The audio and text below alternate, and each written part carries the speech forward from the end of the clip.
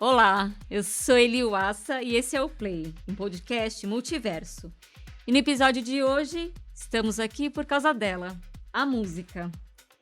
Eu recebo ela, que é presença importante na cena eletrônica de São Paulo, onde é residente das festas Mamba Negra, Dando e House of Divas. Fundadora da agência Outbookings, ela se dedica a promover mais união e intercâmbio cultural na cena eletrônica da América do Sul. Eu converso agora com a Amanda Mussi. Bem-vinda, Amanda! Oi, Me conta como é que começou a sua relação com a música. Sua família é bem musical, né? oi, tudo bem? Obrigada pelo convite. Sim, a minha relação com a música é desde casa, desde pequenininha, tanto pelos meus pais ouvirem bastante música. O meu pai, ele é multi-instrumentista, autodidata, apesar de nunca ter trabalhado com isso, sempre foi o hobby dele, ele toca super bem vários instrumentos. Tem maestro de orquestra na minha família, eu tenho uma prima DJ também, que a gente toca juntas, lá do Paraguai. E daí, logo de pequenininha, eu já fazia balé, dançava jazz. Aí, na dança do jazz, a gente dançava as músicas house da rádio, né? Então, que são os clássicos dos anos 90. Os poperôs todos eram nessas aulas. E eu já gostava muito de assistir clipe na TV, na MTV, né? Na verdade, eu assistia o Much Music, era um canal canadense tipo MTV que pegava lá. E aí, eu gostava ao mesmo tempo de Prod e de Backstreet Boys, entendeu? E daí comecei a pesquisar música desde a adolescência.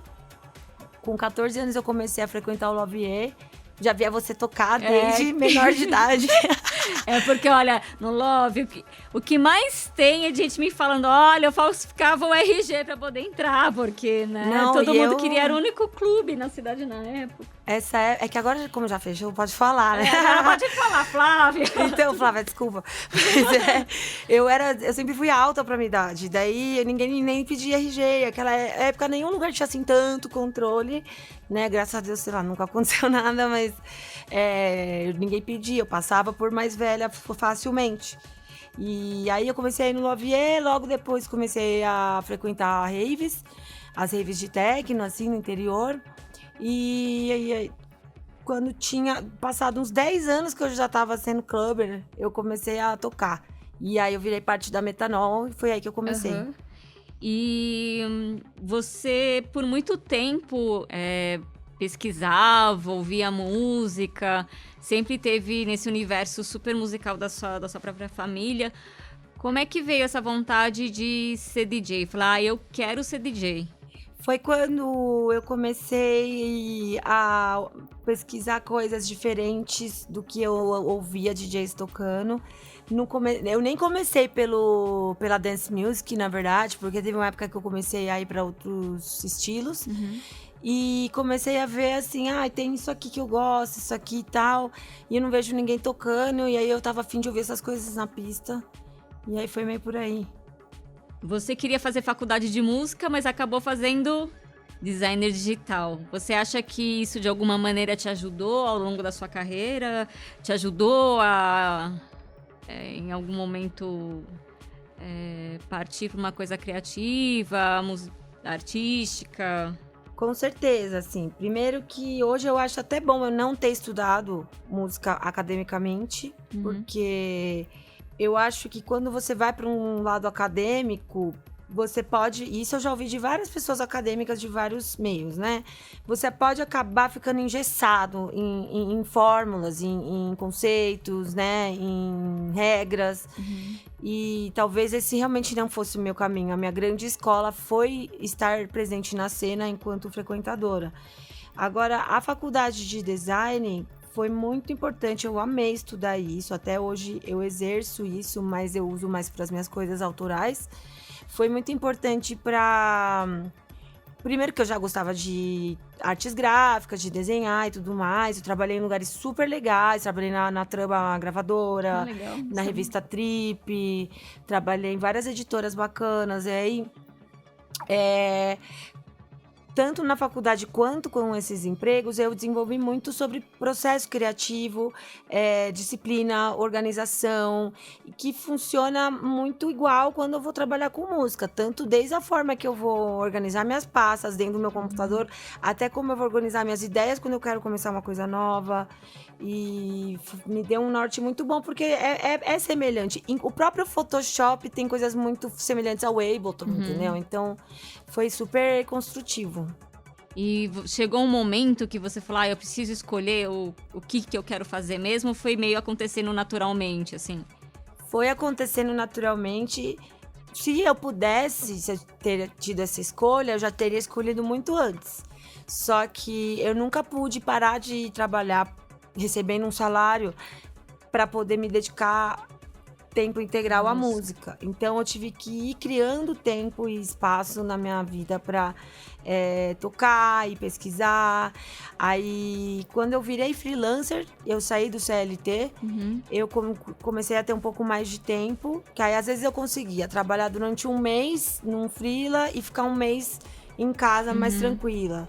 Aí eu comecei a poder me dedicar mais à música e aí chegou uma época que um dia eu acordei, eu já não tinha mais freela e eu tinha milhões de gigs e aconteceu naturalmente. Foi fluindo. E me fala da sua relação com a Metanol, do querido Akin, né? Como é que começou a sua história com eles? O Akin já era meu amigo bem antes da Metanol e desde a época que ele tocava no Milo Garage, na festa Chaka Hot Nights. Eu conheci ele mais desse meio do hip hop, da música de Selectors e tal. Daí foi bem orgânico também a forma como eu entrei. Eu tava começando, bem no comecinho assim, a tocar. Eu não usava nem CDJ ainda.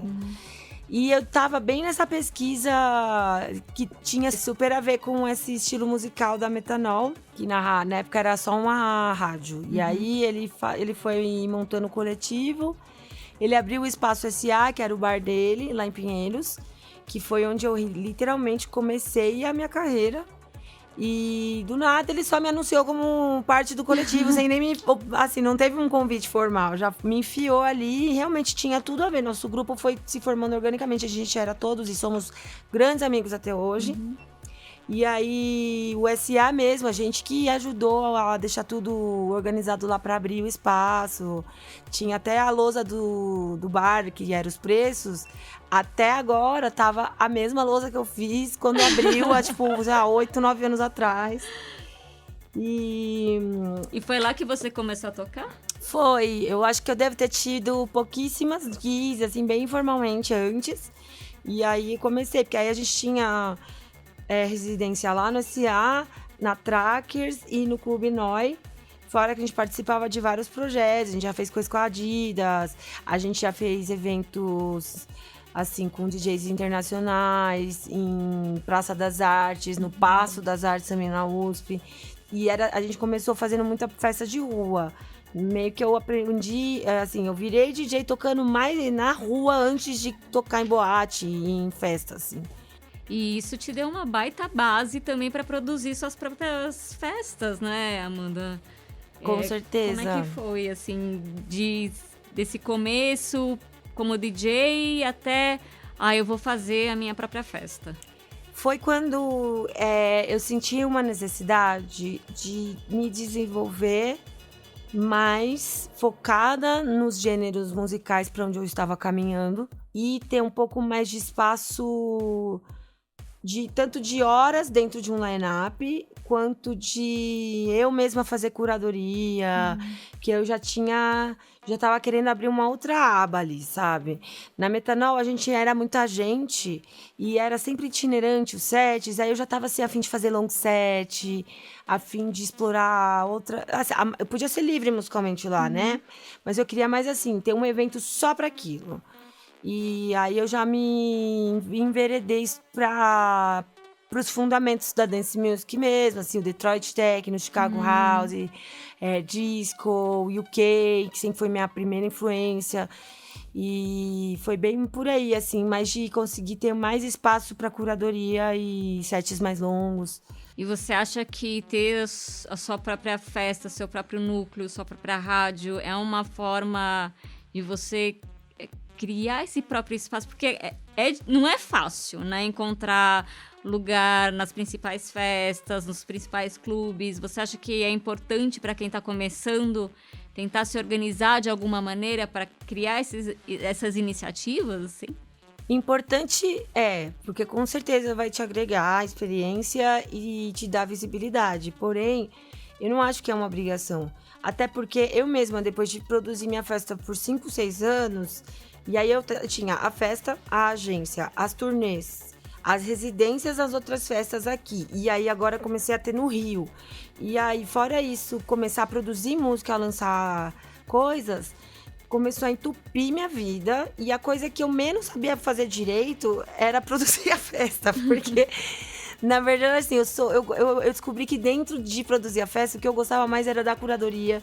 E de fazer de tocar, de fazer a curadoria e de fazer o design das artes. Mas assim, claro que assim, você paga uma pessoa pra fazer a produção e tudo mais, mas mesmo assim você é a produtora da festa. Sim. E assim, começou a me desgastar muito e eu senti que aquilo já não estava mais sendo necessário. E assim, não é todo mundo que vai ter uma aptidão para fazer isso.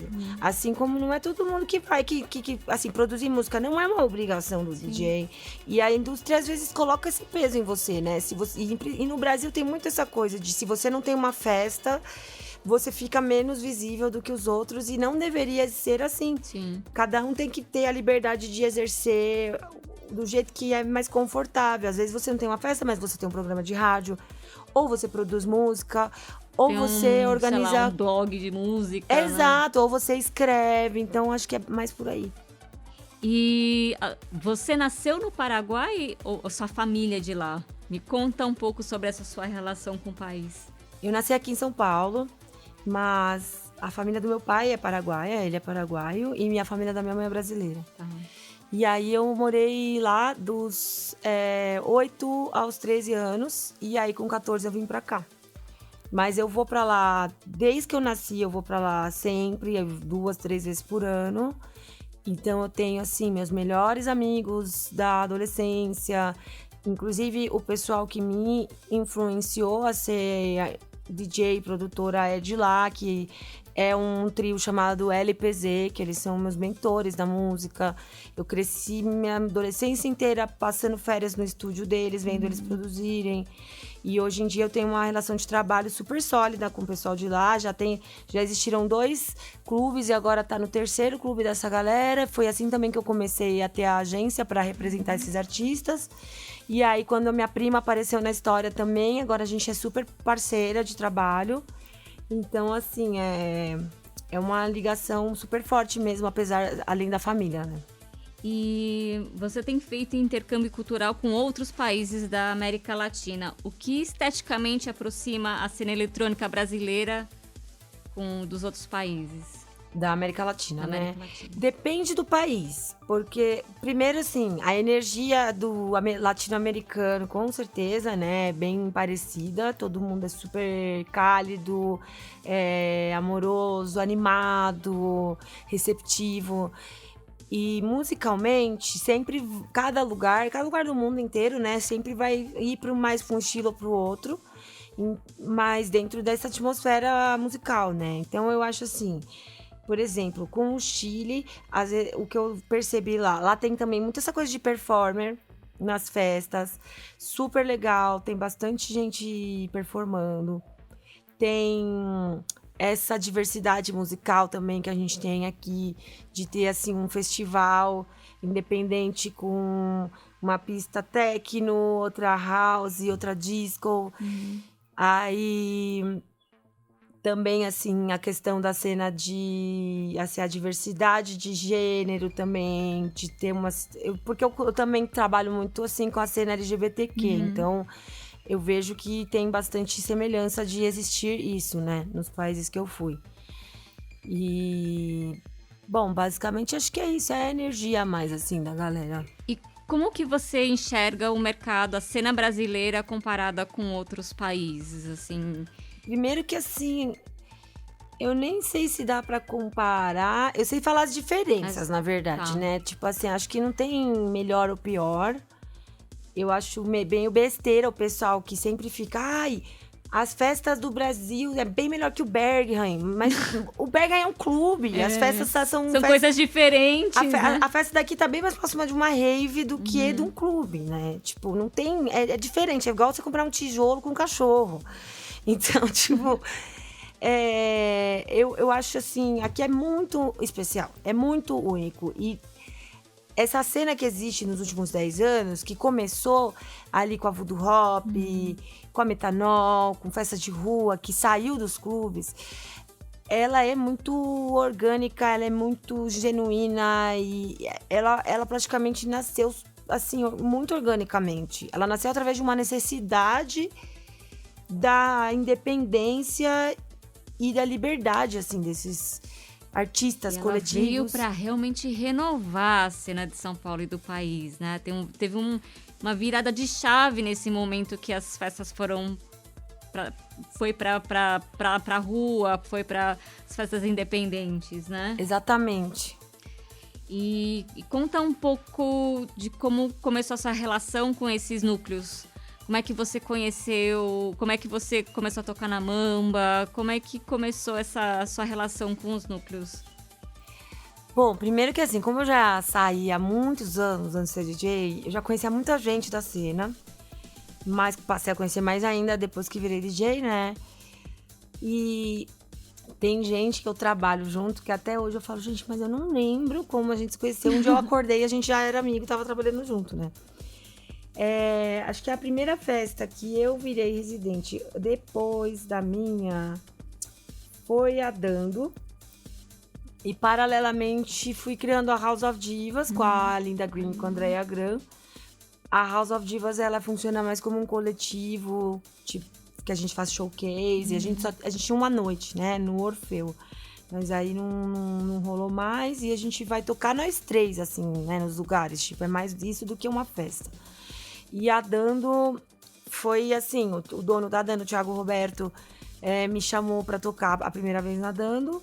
E eu cheguei pra ele e falei assim, eu sou o residente, tá? E ele falou, tá bom. E aí depois, e assim, foi aí também que assim, eu fui vista e também conquistei o público dessas festas LGBTQ, assim, muito rápido. Eles me apelidaram carinhosamente como Rainha das Gays. E aí... E a Mamba foi tipo... Eu já era amiga da Cachu, já fazia um tempinho. A gente morava perto, já convivia bastante com o pessoal todo. E aí, eventualmente... Tipo assim, eu já tinha tocado. Só que, assim, uma vez, acho, nem lembro. Só que já aconteceu umas 3, 4 vezes... de dar um rolo com algum DJ, alguém ficar doente, ou não poder ir tocar. E aí ela me fala, amiga, leva seu pendrive, porque pode ser que você tenha que tocar no lugar de não sei quem. E realmente acontecer isso. E aí, assim, eu não era residente, eu era, assim, o do banco reserva. Mas acontece. Só que aí um dia eu tava, assim, dando alguma entrevista, escrevendo alguma matéria, não sei, tinha que ser anunciado em algum negócio. Eu falei, gente, eu já tô meio que parando de fazer minha festa. A minha festa era uma coisa muito local, pequena. Ela não tinha, assim, um impacto internacional. Eu falei, faz muito mais sentido, né? E aí eu perguntei pra Cachorro, falei, posso falar que eu sou residente? Claro, amiga, você é residente faz tempo. Mas eu falei, você nunca me avisou. Foi tipo a Metanol, sabe? E aí E aí a House of Divas foi também, eu e a Linda e a Andrea querendo fazer uma festa só de house. E só chamava DJs mulheres pra tocar. E a gente acabou ficando mais como coletivo. E aí eu entrei pra Cold também, que é a festa da Ananda, lá no Rio de Janeiro. E a Ananda é minha grande amiga, já fazia alguns anos. E foi bem natural também, assim. Foi tudo, assim, por ser amiga pessoal das pessoas e já tá ali convivendo. E alinhada com as ideias. E ter uma afinidade musical. E aí, falando da agência, por que você teve a ideia de montar sua própria agência? Foi assim, isso aconteceu através de uma necessidade onde não tinha outra escolha.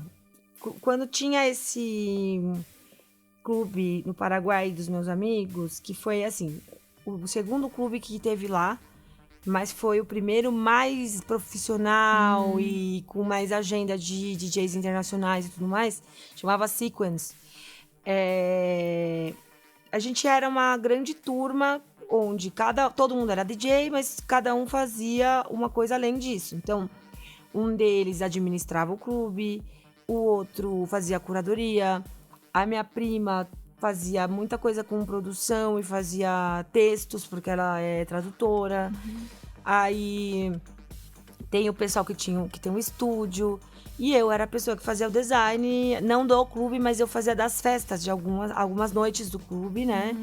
E qualquer coisa com arte, assim, era eu que auxiliava e contribuía. E a gente foi organicamente formando esse núcleo. E chegou uma hora, assim, que eu pensei, gente, eu tenho muitos contatos por morar em São Paulo. Eu sempre tentei trazer os artistas do Paraguai para o Brasil e encontrava uma enorme resistência, onde eu fui depois sentir que tinha uma certa xenofobia ali, porque é diferente a reação de quando você fala que a pessoa é da Argentina ou quando você fala que ela é do Paraguai. Infelizmente, isso repercute até dentro do nosso meio. E aí eu comecei a enxergar eu me senti responsável por abrir essas portas. E quanto mais conhecida eu fui ficando aqui, mais portas eu consegui abrir para outras pessoas. Então, eu achei que primeiro que a gente era um monte de gente super talentosa e legal, trabalhando no mesmo universo musical, com uma estética bem parecida, e todo mundo flutuando. Cada um bucando a si mesmo, tomando um calote, não fechando direito as logísticas, dependendo sempre do contratante. Eu falei, não, vamos fazer contrato, vamos ser representado baixo a mesma marca, porque fica mais forte nossa identidade. E aí, primeiro começou como a agência do clube, do Sequence, chamava Sequential, só que aí o clube fechou. E aí eu não pude mais continuar usando essa marca, porque deu... Assim, pra não ter também um vínculo com o clube que já não existe. Não existia mais, né? E aí já não era mais também focado só em Paraguai, né? Porque eu era a única brasileira da agência. E aí eu peguei toda a estrutura, né? Que eu já tinha montado, os press kits, o site, tudo isso. E mudei pra Out. Aí virou só a agência. Você acha que o Brasil, lógico que tem a questão da língua, mas você acha que o Brasil se isola de alguma maneira do resto da América do Sul enquanto cena? E o que você acha que a gente pode melhorar para intensificar esse intercâmbio, essa troca com os outros países? Sim, com certeza o Brasil se isola, sempre se isolou muito. Eu tenho feito minhas teses mentais sobre isso há muitos anos já. Uma razão com certeza é a língua. Mas, se você vai ver, por exemplo, na Europa, sei lá, o alemão tá muito mais ali trocando com a Rússia do que a gente com a Argentina, vamos supor. Tipo, e as línguas não tem nada a ver, entendeu? Sim. Eu acho que é também isso, mas isso não é o maior agravante. Tem a coisa os polos culturais da música eletrônica do Brasil não ficam perto das fronteiras. Né? A gente vai falar de Rio de Janeiro, São Paulo, Curitiba, Florianópolis, Belo Horizonte, é tudo meio central ali. Então, tem isso. Tem também a questão do Brasil ser muito grande. Geograficamente, realmente, isso isola. E tem a questão também de uma mentalidade colonizada. Que os outros países também sofrem com isso. Porque você vai ver, os brasileiros também não estão tocando lá. E rola muito pouco intercâmbio entre eles mesmos, mas eles são mais perto, aí falam a mesma língua e se aproxima um pouco mais. Tipo, eu fui tocar uma vez no Chile, numa rave que era em cima de uma montanha, perto da Cordilheira dos Andes. Tinha DJ de vários países da América Latina. Do Brasil só tinha eu. Da Argentina tinha uns 3, entendeu? Do Paraguai tinha 3, tinha isso daí. Já dava todos já se conheciam, parece que eles já tocavam lá sempre.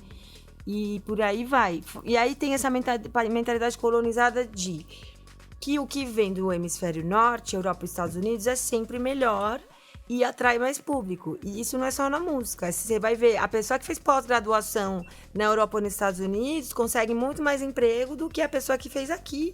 E isso não quer dizer que a pessoa que fez aqui é incapaz. Com a música é exatamente essa coisa. Então, assim, você vai ver... Isso, e aí tem aquele medo de arriscar, não, eu só vou pôr um big name porque aí vende. Quando que a gente vai ser o que vende? Se isso não parar de acontecer, entendeu? E aí eu vejo que falta uma responsabilidade na questão de educar a cena, educar o público a entender que não importa o line-up, é a festa que vai ser boa. Você tem que frequentar o evento porque você gosta da festa, do festival, sei lá o quê. Não é só o DJ que faz a festa. É difícil, às vezes, porque eu enquanto clube, assim, a gente é muito pressionado pelo público, pelas atrações, sabe? Sim. E os brasileiros entregam tanto ou mais, né? A gente viu isso quantas vezes acontecerem, né? Quanto prejuízo se toma às vezes e aí a pessoa de fora não entrega o esperado. Não entrega, aí vem o brasileiro, vai lá e entrega. E tem que ter mesmo uma mudança na mentalidade das pessoas, né? Eu acho que depois que tudo isso passar, esse ano passar, acho que as coisas realmente vão mudar por causa das circunstâncias, mas espero que as pessoas, né, comecem a ver que a gente não precisa de gringo, né, para fazer as coisas serem legais. Fora que, eu penso exatamente isso, que inclusive na própria Europa vai rolar isso, nos Estados Unidos, em todos os lugares. O momento pós-pandemia prejudicou economicamente todo mundo e todo mundo vai ser forçado a investir somente no local, o que vai trazer uma transformação ótima. E assim, não tem que parar de trazer gringo, mas também não tem que ficar achando que só eles são bons e que só eles vendem. A gente, em algum momento, por exemplo, você vai ser levada para tocar em outro país da América Latina, mas você não vai como headliner.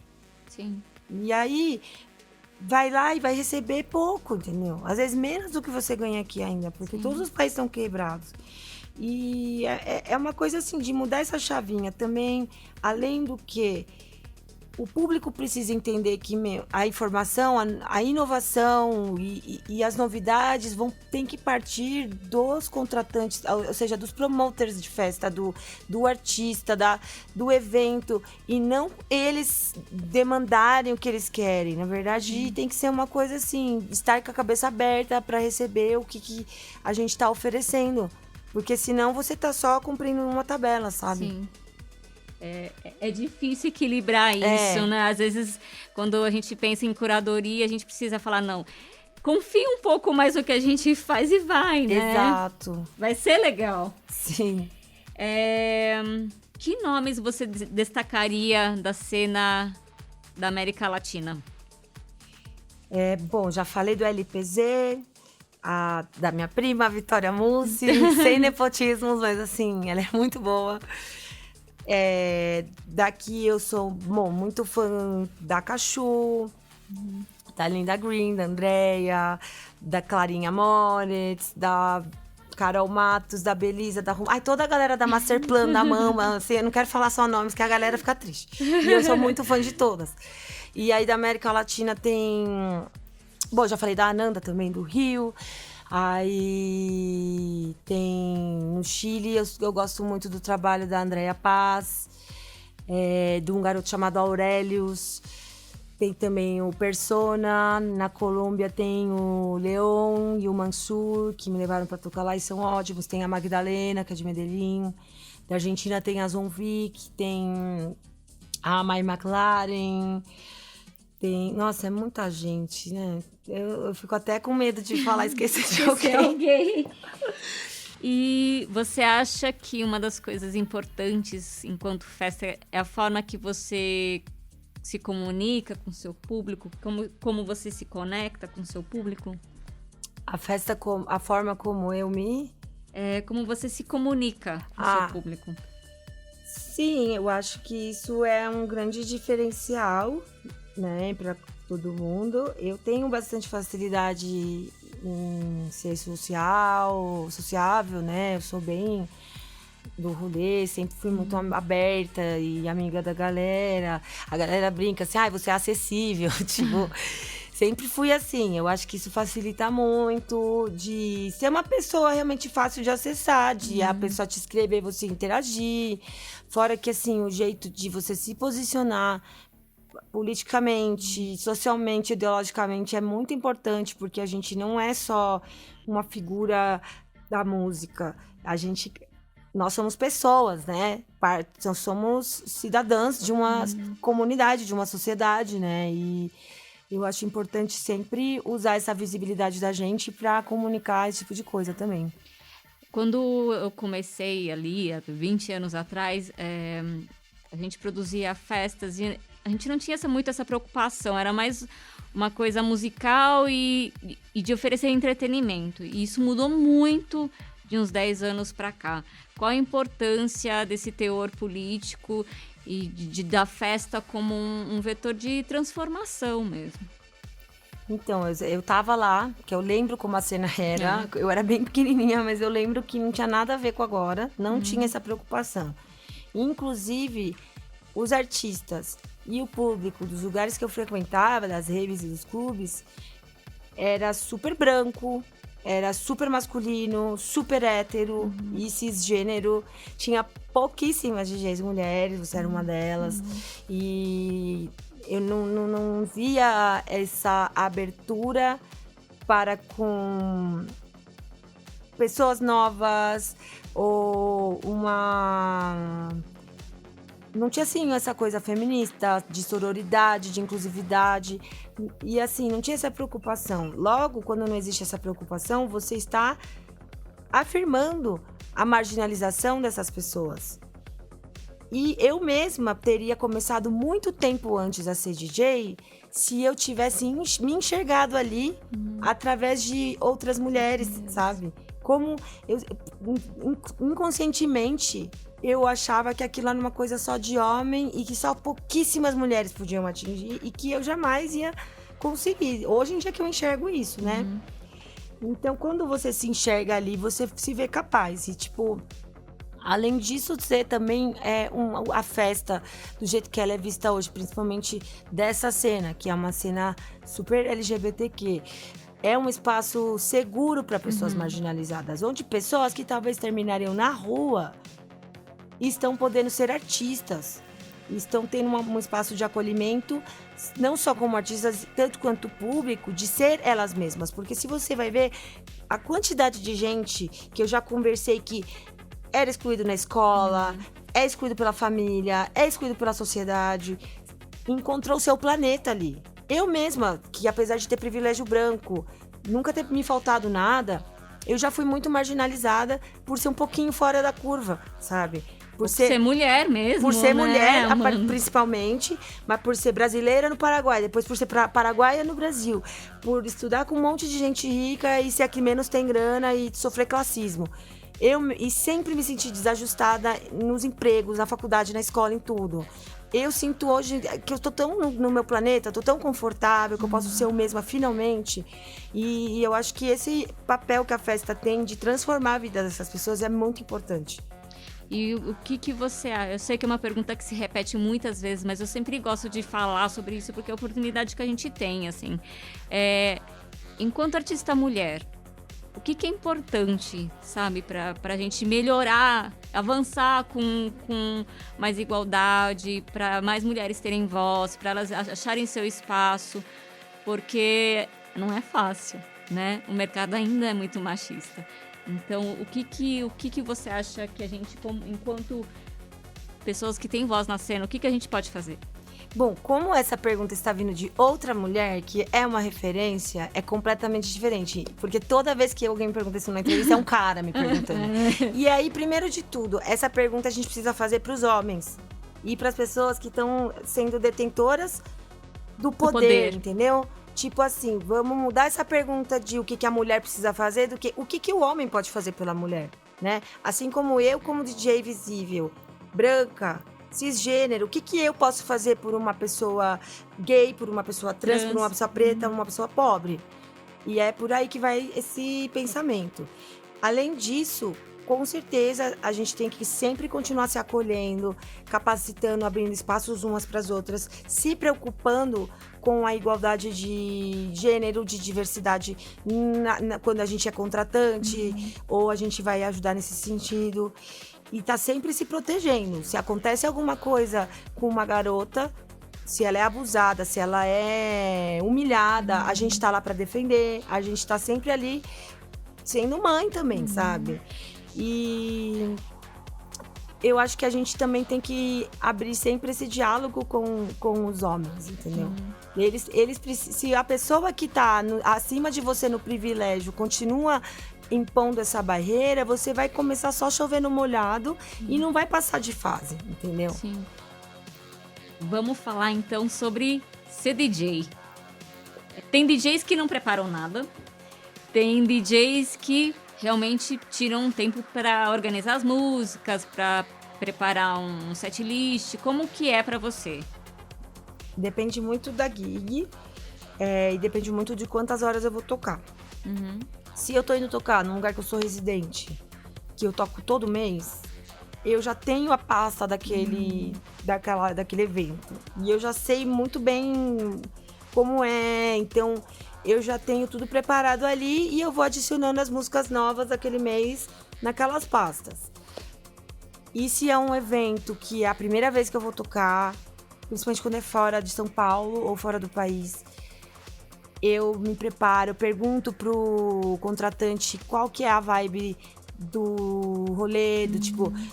Normalmente eu sou bucada mais pra tocar techno lá fora, mas tem vários tipos de techno. Tem lugar que prefere esse techno, tem lugar que prefere techno hipnótico, tem lugar que prefere industrial. Exato, eu sempre pergunto, porque eu posso ir pra todos esses caminhos. Eu acho super de bom tom também você procurar entender melhor e igual tem um monte de DJ internacional famoso, vem aqui, faz o que ele faz na Alemanha, mas não funciona aqui. É legal você ter sensibilidade com isso. E bagagem, né? Porque nem todo mundo tem, tem né? gente que só toca a mesma coisa, né? E no Brasil é impossível você sobreviver como um DJ só de techno.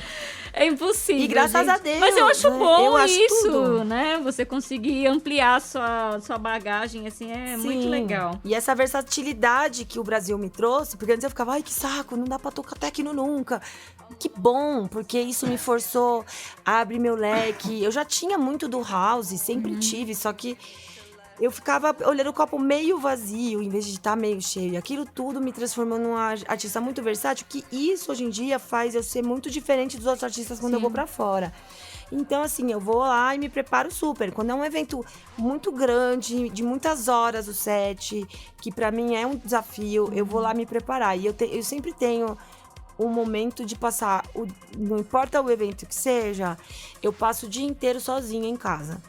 Fazendo uma máscara facial, tomando um banho longo, um dia de princesa. Eu fico descansando. Eu sempre toco de manhã, então eu durmo a noite inteira, acordo e vou tocar. Eu não gosto mais de ter interferências que não sejam a minha concentração, porque eu perco energia na hora. Então, assim, eu não chego cedo na festa, porque se eu ficar conversando com um monte de gente, na hora de tocar eu já tô, assim, muito perturbada.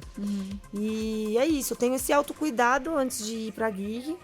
E tem o lance depois também, porque a gente se doa tanto quando toca, né? Muitas vezes, eu não sei você, mas às vezes aquilo me derruba, assim. Você para de tocar, saiu da festa morta, né? Parece que, tipo, você deu tudo que você tinha ali, toda a sua energia e acabou.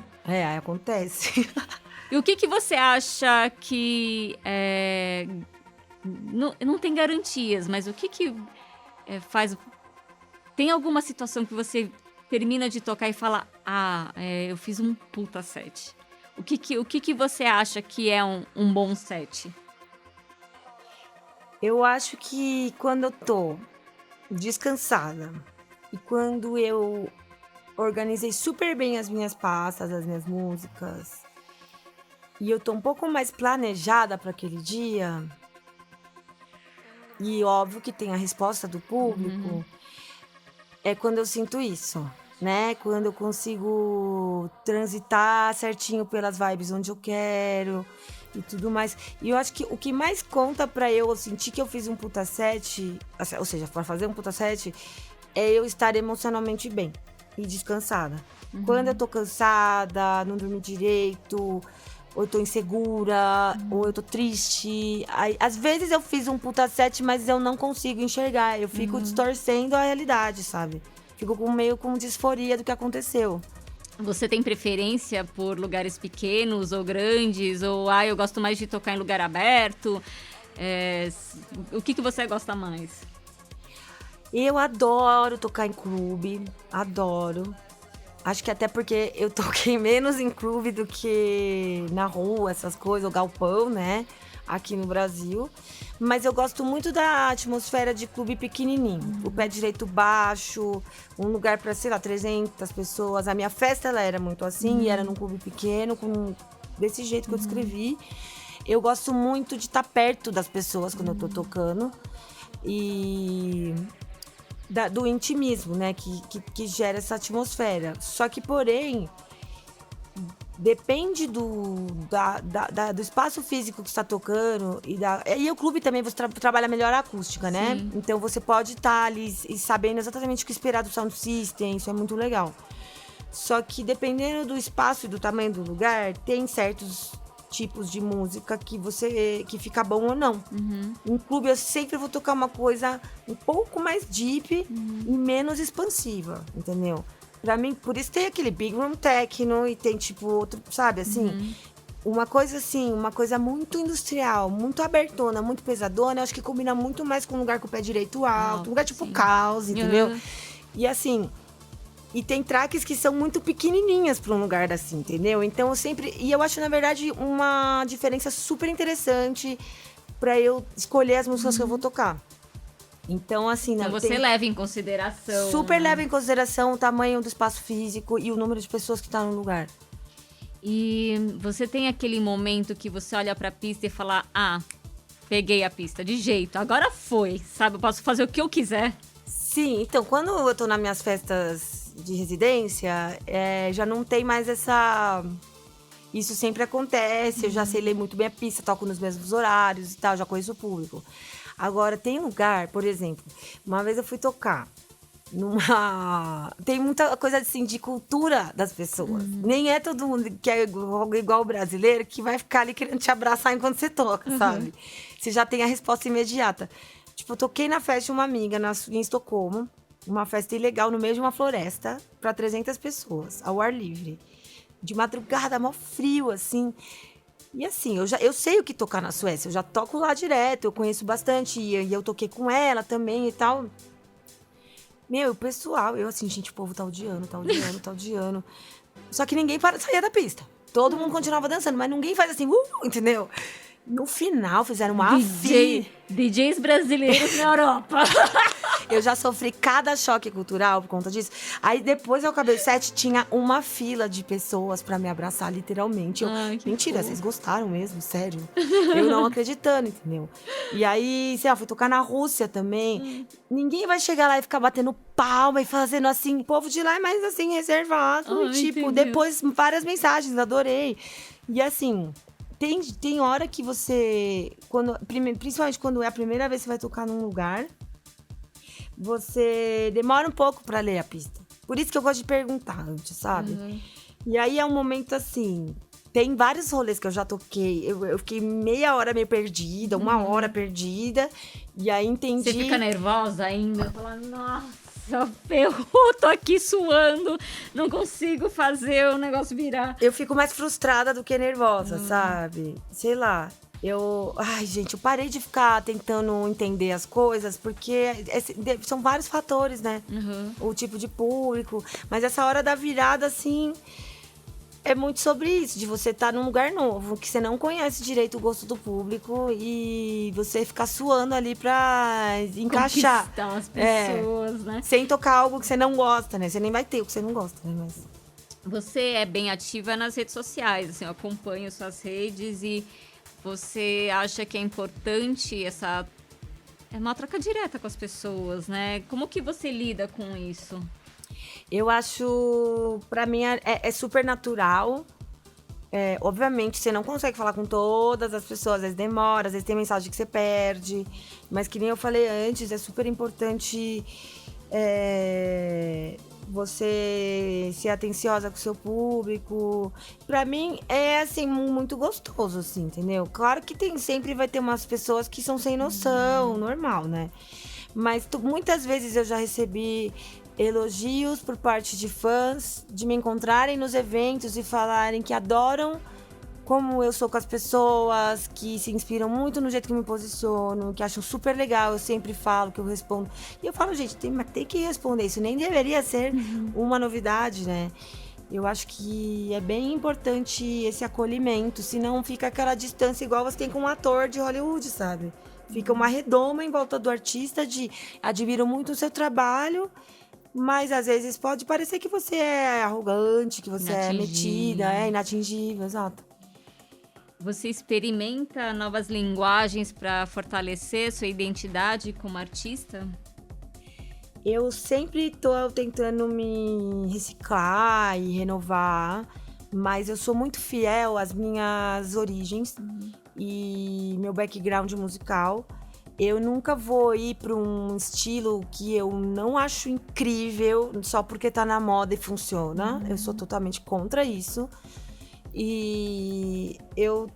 Como assim, a atmosfera musical na qual eu transito, ela é muito gigantesca e os próprios produtores desses estilos estão sempre inovando, é um material infinito. E assim, eu acho que além só dos estilos, onde eu tento sempre inovar, é o jeito que eu uso eles. O que eu coloco com o quê e a forma com a que eu coloco, o meu jeito de mixar sempre vai evoluindo. Antes eu tocava 2 CDJs, depois com 3, agora com 4, e vinil junto, e o tipo de virada que eu faço. E quanto mais eu fui amadurecendo, eu fui percebendo. Certas viradas funcionam melhor para esse tipo de música e para esse não. Então, tecnicamente, eu acho que... uma virada mais técnica aqui, uma virada com mais flow ali. Isso, exatamente. Que conselho você daria para você mesma? Se você pudesse voltar para aquela Amanda no começo de carreira. Calma, vai dar tudo certo. Só tenha paciência, não seja ansiosa. E eu falaria assim, o processo vai ser a coisa mais valiosa que vai ter na sua vida antes do resultado. E que conselho você daria para outros artistas e outras mulheres que estão querendo trabalhar com música, não só como DJ, mas querendo fazer suas festas? O que você falaria para essas pessoas? Eu falaria, confia em você mesma, não desista dos seus sonhos, nunca deixa uma pessoa falar para você o que você tem que ser. E sempre que alguém fizer você se sentir mal, criticando o seu trabalho, suas atitudes, pode ter certeza que essa postura tá vindo da pessoa e não tem nada a ver com você. Sim. Porque quando alguém quer o seu bem e quer te ver crescendo, até quando ela for te criticar, ela vai fazer isso com carinho. Sim. E não é pra dar bola pra pessoa que faz te sentir mal. É verdade. Porque isso atrapalha a vida de todo mundo, entendeu? Não seja essa pessoa que faz os outros se sentir mal também. Seja uma pessoa generosa, né? Seja legal, apenas. Não seja o filho da puta parceira, né? Seja uma pessoa legal. Agora chegou a hora do mix de perguntas. E minha convidada tem que responder rapidamente com a primeira coisa que vem à cabeça. Está pronta? Não. Eu preciso beber uma água, tô morrendo de calor. Posso? Só um minutinho. Tá, desculpa. Vamos lá. O que me faz dançar? Hi-hats. Muitos hi-hats. Muitos hi-hats. Uma música da infância. Saturday Night do Wakefield. Ai, meu Deus. Um som que me irrita. Tech House comercial. Tech House universitário. Sim. Em uma festa, eu sou... a mais animada. Aqui fica pro after. Aqui fica pra sempre, sou eu. Tá bom, acabamos, gente. Amanda, obrigada por ter topado participar. Foi um prazer conversar com você. Espero que a gente se encontre em breve nas pistas e na cabine. Obrigada a você, eu amei. Valeu demais, gente.